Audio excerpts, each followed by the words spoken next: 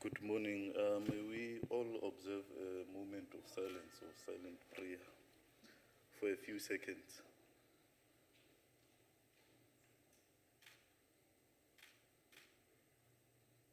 Thank you.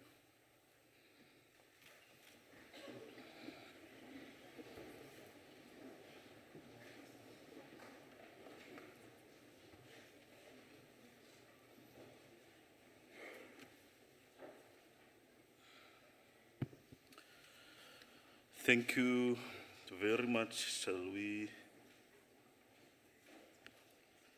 have the House to order? The sitting is called in terms of Section 33, subsection 1B of the Traditional and Khoisan Leadership Act number 2019, read with clause 14 of the Rules and Orders of the NHTKL as adopted by the House. In this sitting, it is only the President who addresses the House and no one else.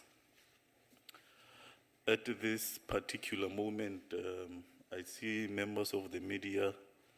This is your opportunity to walk around and take some few pictures for 2 or 3 minutes.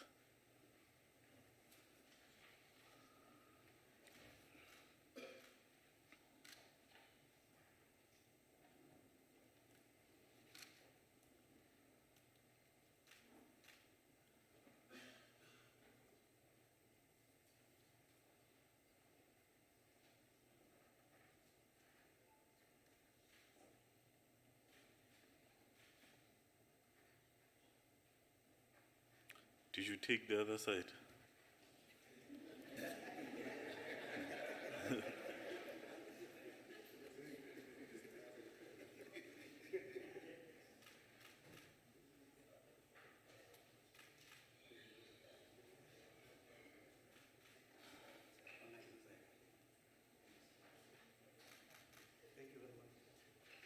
No, ra leboga. Honorable members, ministers and guests, you are all welcome to this sitting. We welcome the first citizen of the Republic of South Africa, His Excellency Cyril Matamela Ramaphosa, our Minister of Cooperative Governance and Traditional Affairs, Mayor Nkosazana Dlamini Zuma, the Speaker of Parliament, all the traditional leaders and kings who are here, Kumkani Sikau of Amaxhosa, Avulikai, Kumkani Ndamanse of Amapondo Asenyandeni, Tloviezwe, Kumkani Matanzima of Abatembu Baserota, Adalimvula, Morena e moholo wa batlokwa ba ga Mota, Dikgomo Morena. Morena e moholo wa Bapedi, Morena e moholo Mopedi of Bakwena ba ga Mopedi, Dikgomo Morena. Regent Mojaji of Balobedu Queenship, Molozwi.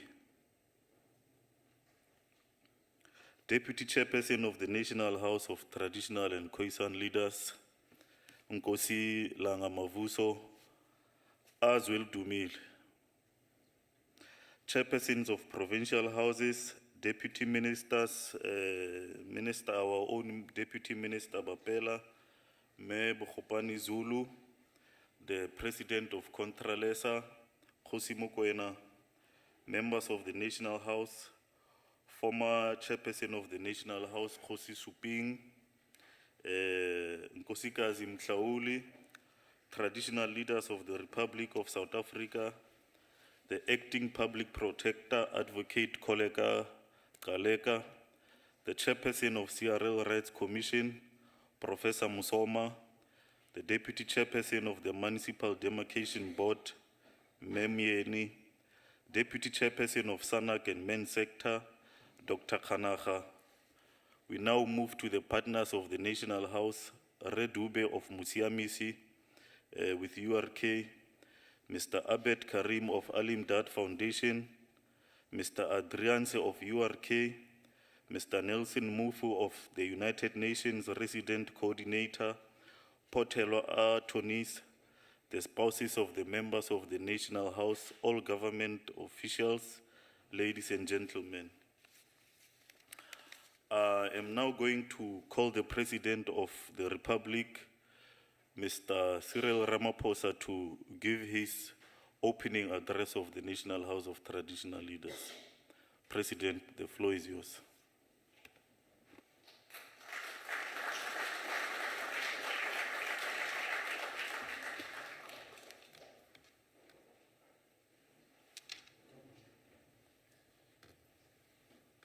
Thank you, Chairperson of the National House of Traditional Leaders, Khosi Milton Siatulo Rapulan, Deputy Chairperson of the House of Traditional Leaders and Khoisan Leaders, Inkosi Mavuso Langa, Your Majesties, our kings, our queens,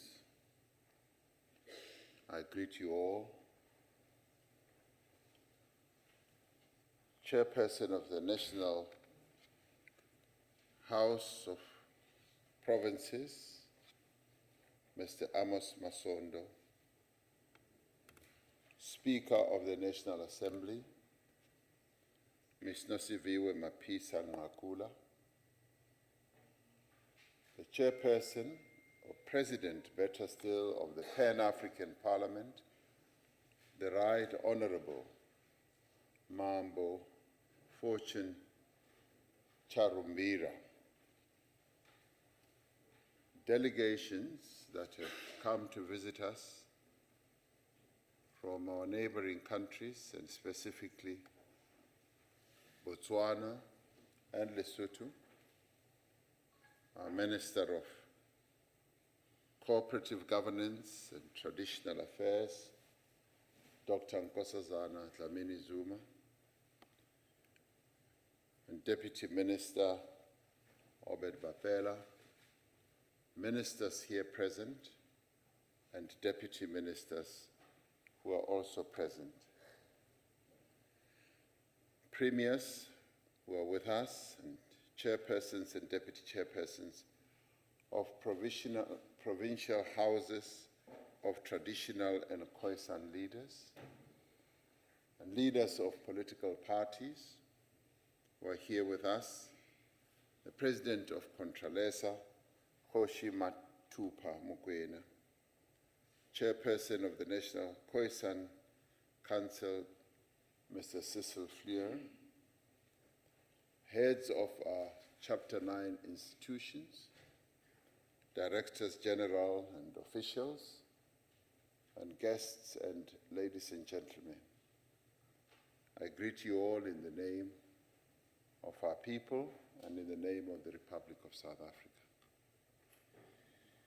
I am truly humbled to be here and to be able to have an opportunity to address you as we open the National House of Traditional and Khoisan leaders, as this is the first time since the reconstitution of this House in October of 2022. Allow me to begin by congratulating those who have assumed positions of leadership. A number of you we are seeing for the first time, and we applaud you and wish you the very best in the tasks that you will be executing and undertaking here. If you won't give yourself a round of applause, I will applaud you.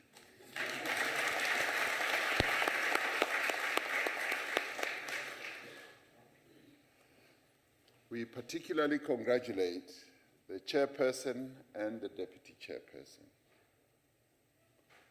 When I first met the chairperson in Northwest, I thought he was not as tall as he is. And today, as he was being robed, I really realized how tall he is. He's a towering African man. Rahuleucha Kosi.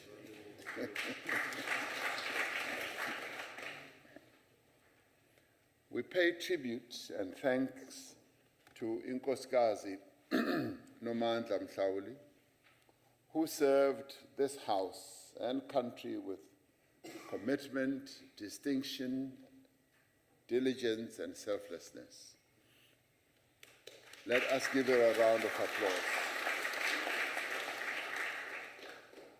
You have really distinguished yourself as you served our nation. You leave a formidable legacy and a strong foundation on which to build the South Africa that we want. It was a great joy for me, and indeed, I think for Minister Dlamini Zuma, in the manner in which we continued to work with her.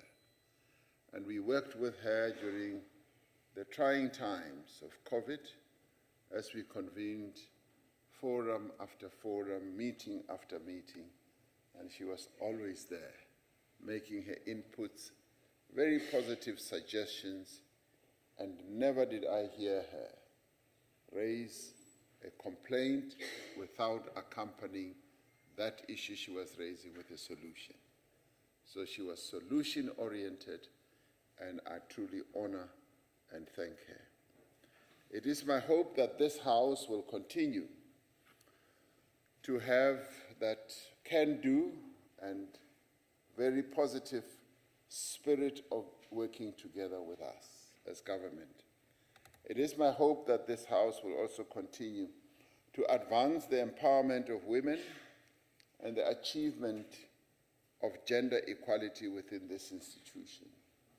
She certainly distinguished herself in that way as well, as she sought to advance the interests of women. We should be inspired by our country's many pioneering women leaders, such as Khoisan Wagaloi, whose determined struggle against gender discrimination is truly a testament to the obstacles that women must conquer to secure their dignity and what is rightfully theirs.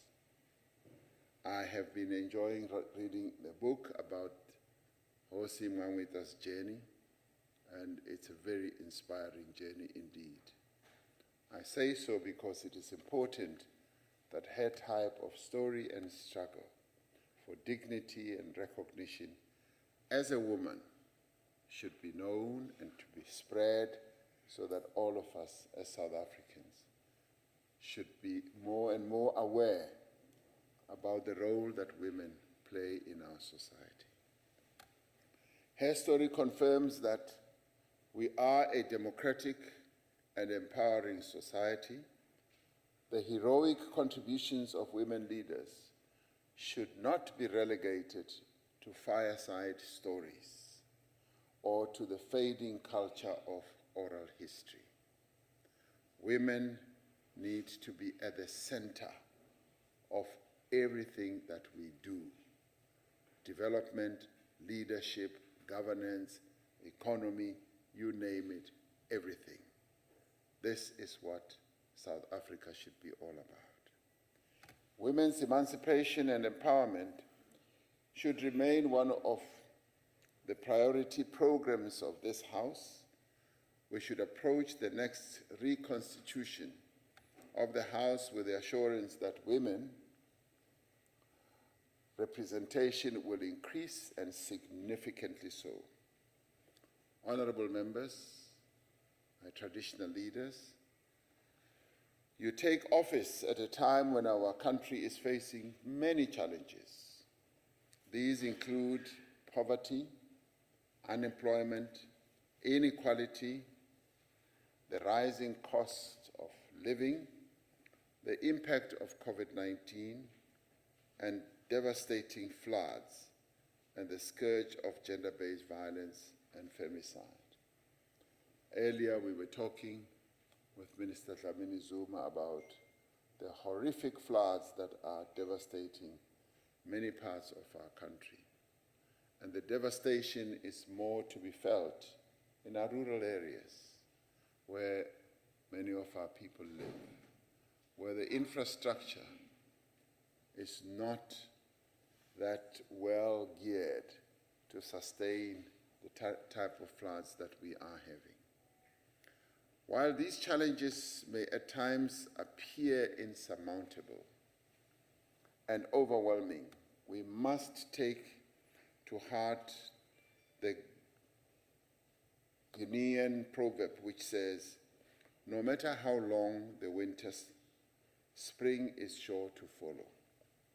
We see this House as an important platform to address these challenges that I've touched on, now and into the future.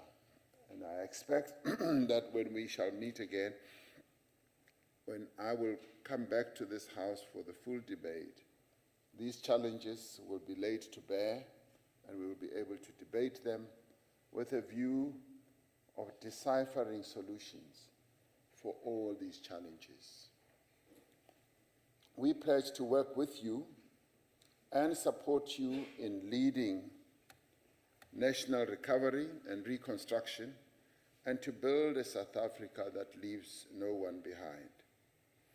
Over the years, I've greatly appreciated and benefited from the wise counsel that I've often received from this House. I'm convinced that if we work together, we act boldly and decisively, we will be able to resolve our challenges as we did many times in the past. Chairperson of the House, for us to be able to work together with. Your reference to addressing our solutions through what we have put together as a model, a method of the district development model, already tells me that this House has a disposition to work with us. As we reflect on what we need to move forward together, we recall the words of the great Pan-Africanist and son of the soil, Anton Mziwake Lembede, who said, "We have to go out as apostles to preach the new gospel of Africanism and to hasten and bring about the birth of a new nation. Such minor, insignificant differences," he said, "of languages, of customs, etc., will not hinder or stop our irreversible onward surge to the African spirit. As representatives and leaders within our communities, it is up to us to carry with us that African spirit as we pursue an inclusive and just society. In a period of challenges, in a period of danger, in a period of what others may see as insurmountable obstacles, that is when we close ranks. That is when we hold each other's hands and work together. That is precisely what Anton Mziwake Lembede was saying, one of the illustrious leaders of our country who worked with other giants of our movement like Nelson Mandela, Walter Sisulu, and O.R. Tambo. I do hope and wish that that is the spirit that we will all have as we address the challenges that face us. I wish to add my voice to the call for the formalization and strengthening of the functioning of a Kings and Queens Forum that has been mooted. We see it as an important platform to tap into the collective wisdom of our majesties. The forum will help us to address issues such as disputes around traditional leadership, gender-based violence, and other social ills such as initiation, challenges, and many others. The forum will help us to document the history of our nation and the role of traditional leaders in our struggle and development as a nation.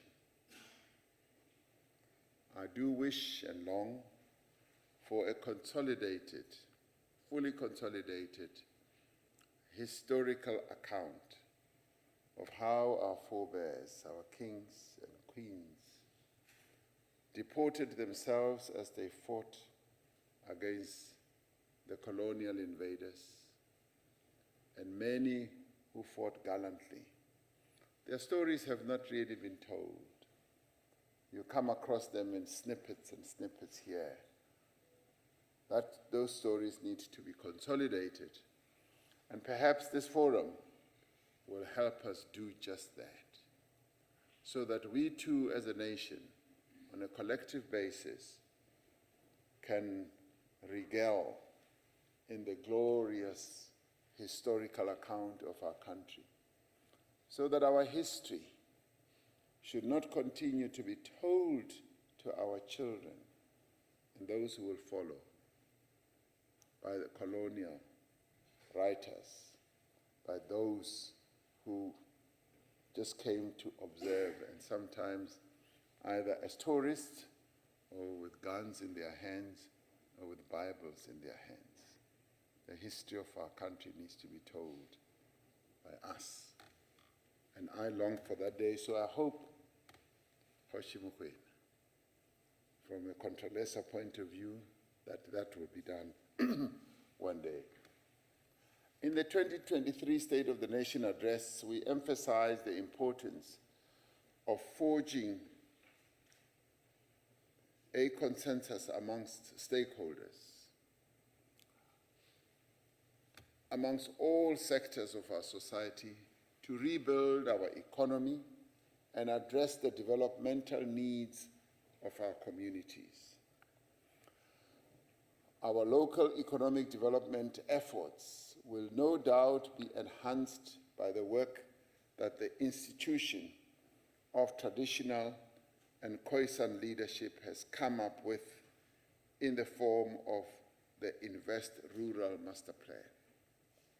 We welcome the plan's focus on converting rural development challenges into investable opportunities, covering such critical areas as infrastructure development, agriculture, service delivery, financial inclusion, and rural enterprise development. I recall the late Nkosi Sipho Mahlangu sharing a copy of the master plan with me. He said we should use it as a blueprint for partnering to deepen socioeconomic development in rural communities. May Nkosi Mahlangu's soul and spirit continue to rest in peace, and in honor of his memory, may we ensure that we make effective rural development a reality. One of the resolutions taken at the local government summit last year was that the master plan should be shared with all municipalities so that it can inform their plans. Such an approach should complement and reinforce the district development model. We will need the counsel of traditional leaders in identifying the endowments, competitive advantages, and potential industrial opportunities of each of the localities with traditional leadership. These are critical building blocks in building resilient, safe, sustainable, prosperous, cohesive, connected, and climate-smart communities. The skilling of our people is critical. In doing so, we must harness indigenous knowledge systems as we get our young people to accede to modern skills that the developing and unfolding sectors of our economy give rise to. But the indigenous knowledge systems should underpin what we do in that regard. We should use resources such as land. Communal land should be leveraged as capital that can support investment in community development. I am pleased that the long-awaited Communal Land Administration and Tenure Summit finally took place in May of last year. The summit came after a series of consultations coordinated under the leadership of the Inter-Ministerial Committee on Land Reform, chaired by Deputy President David Mabuza. Very rich discussions took place at the summit, leading to insightful outcomes on the direction the country should be taking in addressing this matter. Some of the pertinent issues clearly require policy interventions, and will still need to be subjected to public participation as they take shape. But what I am pleased about is that we have set up a very, very good foundation. A foundation that has identified a number of the issues on communal land that need to be taken forward. What now remains is that public participation. And I envisage the public participation to be the one that you, as our traditional leaders, kings and queens, will lead in and will steer, so that there is broad acceptance as we move towards consolidating the positions that have come through. I want to have the opportunity of hearing how best you believe this consultation process and how we move forward when I next come to the House. And therefore, without preempting the agenda of the House, this is one area that I would really like to hear more input on. The Inter-Ministerial Committee on Land Reform remains seized with the outcomes of the summit to ensure that they are indeed taken forward. And we at the government level will hasten this process so that we work in a connected manner. So what the House will be dealing with, we should also mirror that in the Inter-Ministerial Committee process. The scourge of gender-based violence and femicide shows no signs of abating. As leaders, as people of standing in our communities, we all have a part to play in this. We should make it impossible for perpetrators to live, to work, and socialize amongst us. We must shape the way boys and girls relate to each other. Let us nurture young men and women who see each other as equals, as partners in development and in growth. Those of us who are men ought to be found at the forefront of this fight as we confront toxic masculinity and patriarchal practices that seek to oppress and suppress women. We take this opportunity to recognize the valuable contributions of progressive men and women. These include the National Men's Parliament Program, of which this House is a partner, alongside Parliament and the SANAC men's sector. Let us support programs of this nature to drive collective action amongst all of us against patriarchy and all that this notion of patriarchy represents. Another issue that is slowly reaching epidemic proportions is the deaths of initiates. As part of the effort to address this problem, the Customary Initiation Act came into effect in 2021. The Act aims to protect lives, it aims to set norms and standards and ensure that initiation takes place in a controlled and safe environment. The 2022 summer initiation has just concluded in some of the provinces that practice summer initiation. Now, based on preliminary information, the challenges of illegal initiation schools and initiation casualties are still a huge problem.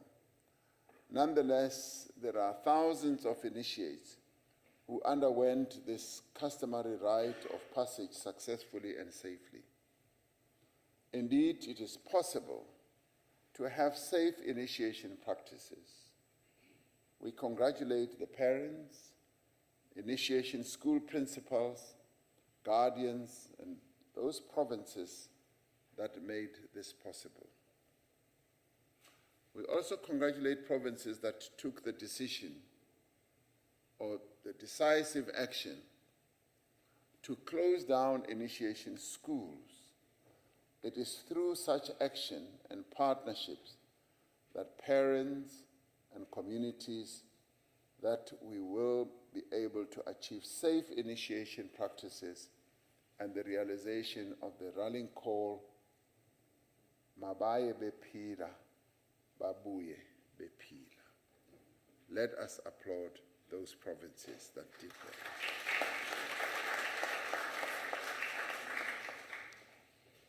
In having thought a great deal about this matter, I think all of us as leaders and as parents must be pained that when our young men go for initiation, they go there as the hope of the nation.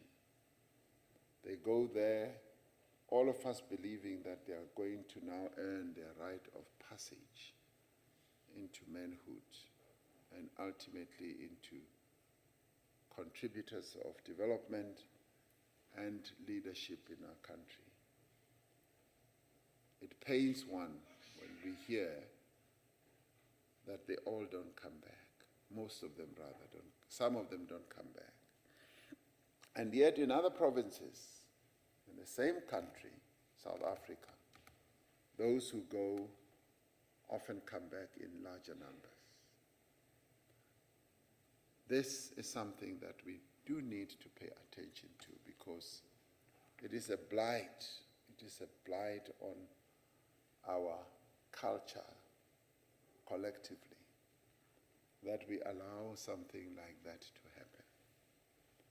And I cannot imagine the pain that parents go through when they send their young men for initiation and on return bring back a box. It's something that should pain all of us, and it is something that we should do something about. And we need to get those provinces that have been slacking to visit those provinces that are doing well, to exchange views, thoughts, and experiences, and even go to do site visits and see exactly why others are successful and why others are not successful. I call upon you as our kings and queens and traditional leaders to embark on this as a project so that 2023 must see us having come to grips with this so that it does not occur any longer. And as regards closing illegal initiation schools, That must be done with vigor, that must be done with determination, and where it has been done, we have stopped deaths. And these are schools that we know of, because those who start these schools live amongst us. We know them. And I say, to save the lives of the future of this country, its young men, let us do precisely that. Amakhosi should continue to ensure the effective implementation of the Act. Those found to be on the wrong side of the law should be dealt with and prosecuted. And we should not be lenient on this, because, as I said, the lives of our sons and brothers really depend on this. And as we do this, let us think about those families that go through this pain.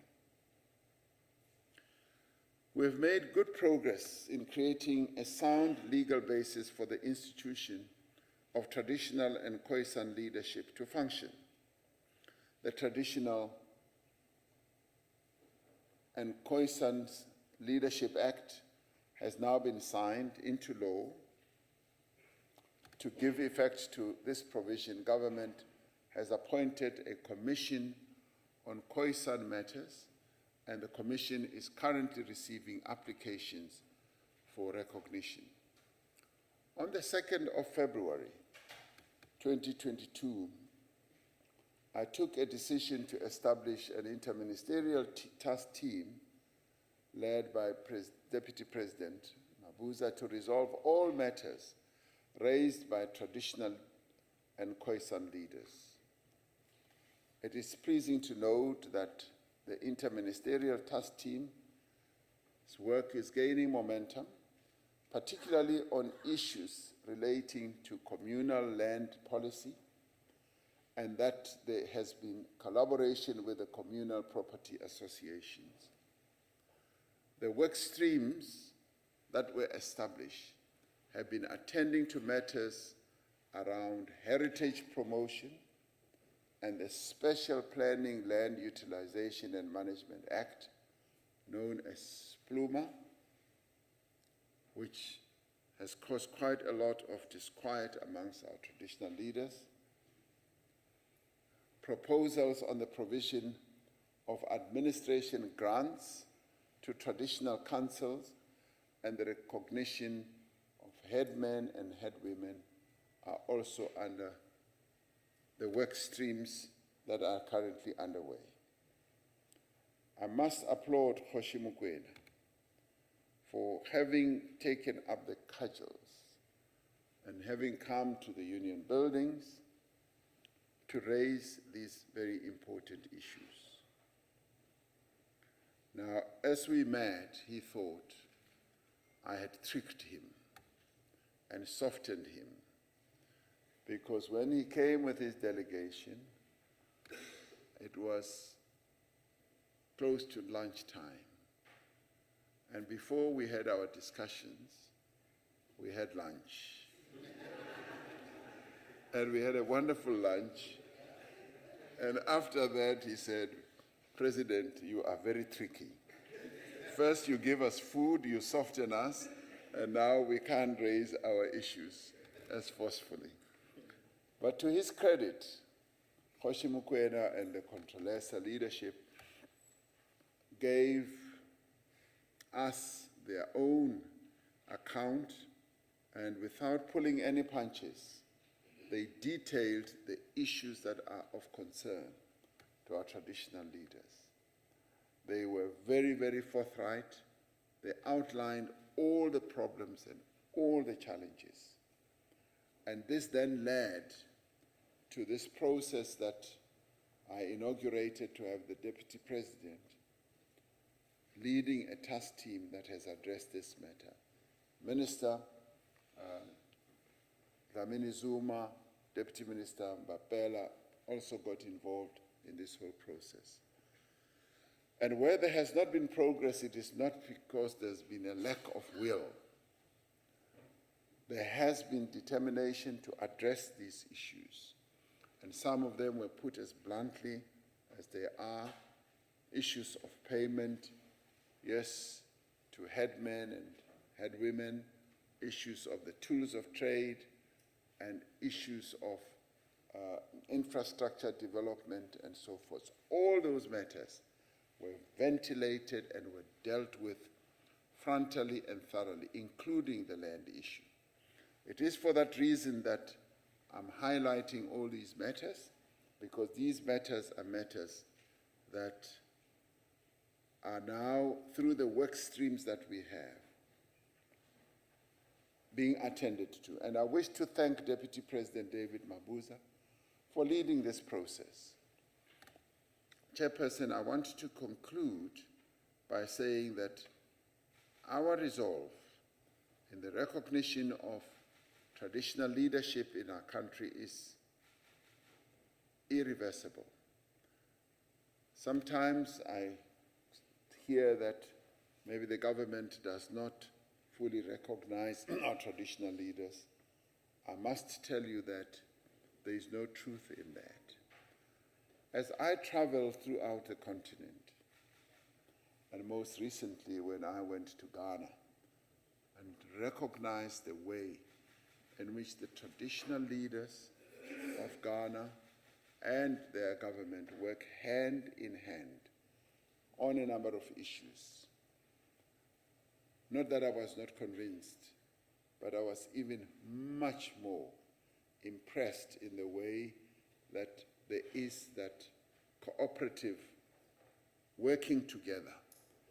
And the approach that they have, as I asked President of Ghana and one of the kings there, was that there is no problem without a solution.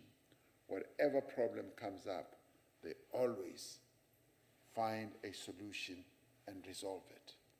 And this is the cooperative spirit that I believe that we should have. And from our government side, and the manner in which we set out at the highest level in the presidency, supported by the ministry, to address the issues that had been raised, demonstrates that, yes, we are addressing these matters. There are times as we go around provinces where provincial matters also come to the fore.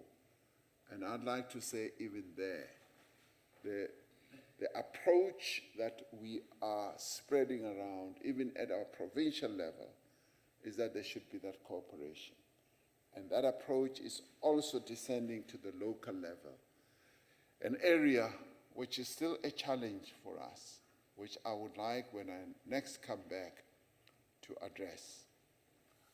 And I'm also delighted that you have found time to also deal with issues that are of concern to you on a ministerial level. Minister Aaron Motsoaledi was telling me last night that he spent time with yourselves discussing the issues of migration. Those issues of migration are topical. They're important to you because as you do your work, issues of migration come rushing towards you. You have to deal with people from other lands who are undocumented, who are illegal, and he told me that he pleaded with all of you that we should work together. So there is a lot that we should be working together on, from local government to issues of migration, issues of crime, issues of development, issues of economic development. The issues and matters that we have to work together are simply so many. And that is where we want to have a joined up government with yourselves, because you are, in the end, a very important aspect of our, or layer of our government. Now, as the institution of traditional and Khoisan leadership, we regard you also as the custodians of our culture. And because you play such an important role in that space, Culture in the end does not discriminate whether you are a person with disability or not, whether you are a person with albinism or not. Culture in the end does not kill whether you choose to undergo customary initiation or not. It does not lead to a disastrous end. Culture does not and should never humiliate whether you are or are part of the LGBTQI+ community or not. And culture does not promote unlawfulness. It certainly does not promote the abduction of young girls in the name of Ukutwana. Culture does not violate human rights just because a person is a woman in a traditional community. The institution of traditional leadership must therefore stand firm against the abuse of culture. At the same time, the institution of traditional leadership must promote and safeguard the cultural practices and advance our traditions that have held our people together over many centuries and many generations. Now, as we look to our future, I think it is important that we should remain firmly tethered to all that is noble and worthy in our past, and applaud that past and promote it and spread the education about our past. We should draw on our rich history and enduring heritage as we focus on what must be done, building a better future for South Africa and indeed for all its people. I do believe and firmly believe so that traditional leaders, our kings and queens, have possibly the most important role to play in the development of our communities and country, because after all, you are closest, much closest to the people of this country. And so therefore, your role is the foremost. You stand in the front line of what should happen amongst our people, development, progress, and otherwise. So I call on all of us to continue working together as we have in the past to address key challenges and make sure that we do make a success of this country. Now, some of you had sent me messages that, President, we expect the key issue, which is the pay for traditional leaders, to be addressed by you. I'm not the Minister of Finance. So if you expected that, you should scrutinize the Minister of Finance budget, and you will find what the Minister of Finance has said about what should happen to traditional leaders. If you want me to be the Minister of Finance, you can move a motion. Thank you very much.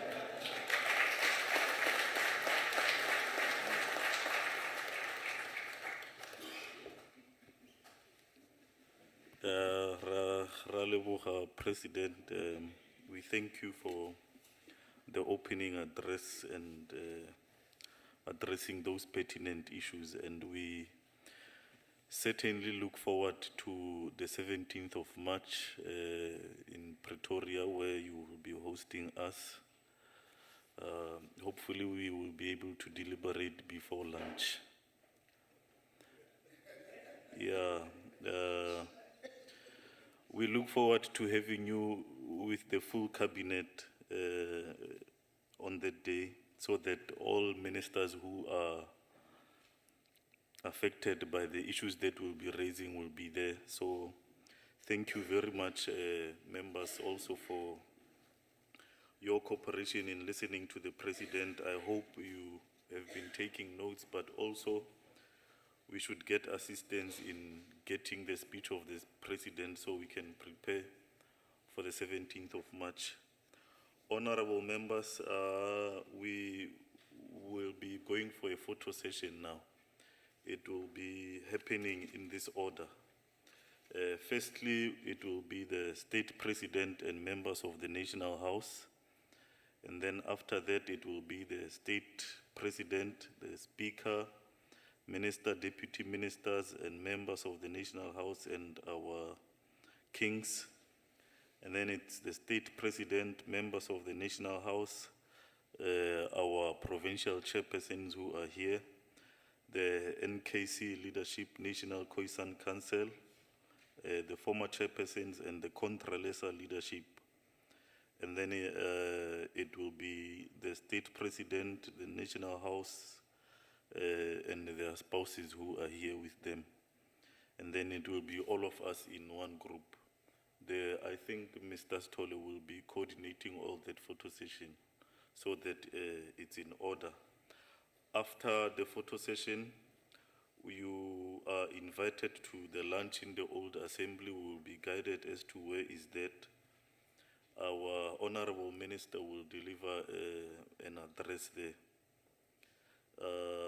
After the procession will leave the house exactly as it has come back into the holding room, and then the house members is adjourned until further notice. Thank you.